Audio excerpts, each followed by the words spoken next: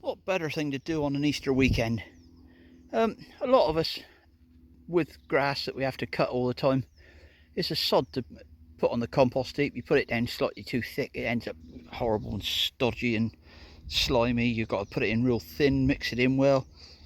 Well, the alternative, especially at this time of year, is when you've cut it, is to spread it on your beds that you're going to be using for planting in about a month's time. It keeps the moisture in.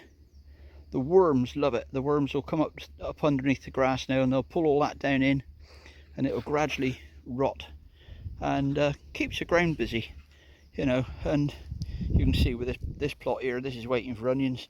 Onions are nearly ready, so I'm not going to bother with that one. I don't think, not yet.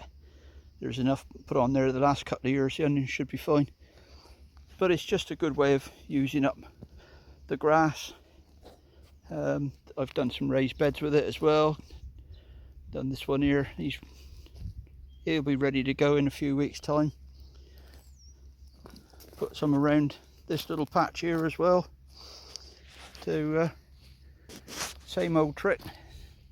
Rot down quietly, and everything will grow away nicely on it.